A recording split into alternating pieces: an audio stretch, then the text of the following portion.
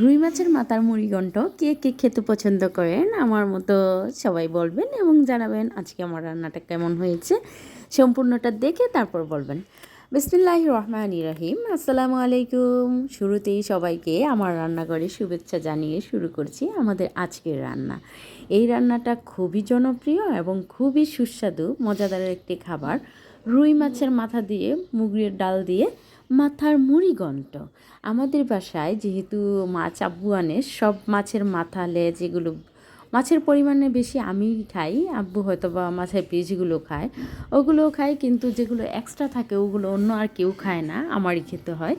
আমি খাওয়ার পরে হয়তো বা খালা খায়, এই আর কি। যাই হোক, আমাদের সবাই মিলেমিশে একসাথে খাওয়াটাই এটাই।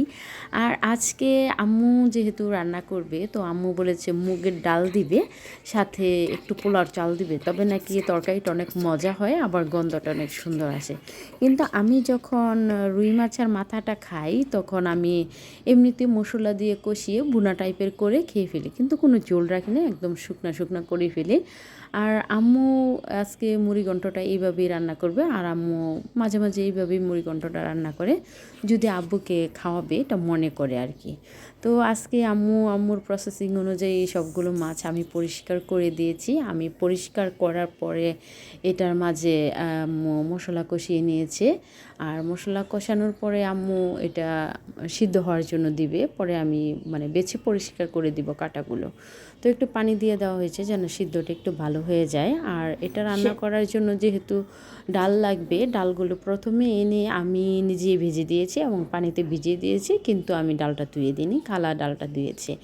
তো এখন আম্মু জিরার গুঁড়া আর গরম মশলার গুঁড়াটাও পরে এটার মাঝে অ্যাড করে দিয়ে দিয়েছে।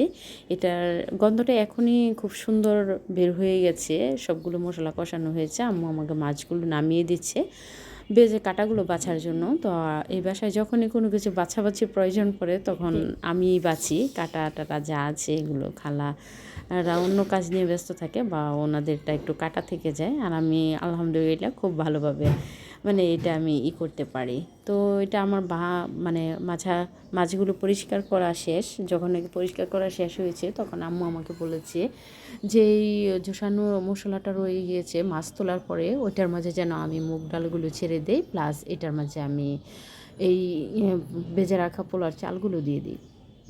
তো আম্মু যেটা বলেছে আমি ওটাই করেছি। একটু কষানো হয়েছে পরে মশলার সাথে, তো আম্মু বলেছে বেছে রাখা মাছটা যেন আমি এটার মাঝে দিয়ে দিই, আর এইটা আম্মু তখন দিয়ে দিয়েছে। আমাদের রান্নাটা এখন আম্মু বলেছে যে এটা একেবারে শেষ পর্যায়ে হয়ে গিয়েছে, এখন ধনেপাতা দিয়ে দিবে। আর আমাদের কুমিল্লার সাইডে এই রান্নাটা অনেক জনপ্রিয়, প্রায় প্রতিটি বাসায় এই রান্নাটা খায়, কিন্তু আমার কাছে, আমি কুমিল্লার হলেও আমার কাছে এই রান্নাটা খুব একটা ভালো লাগে না।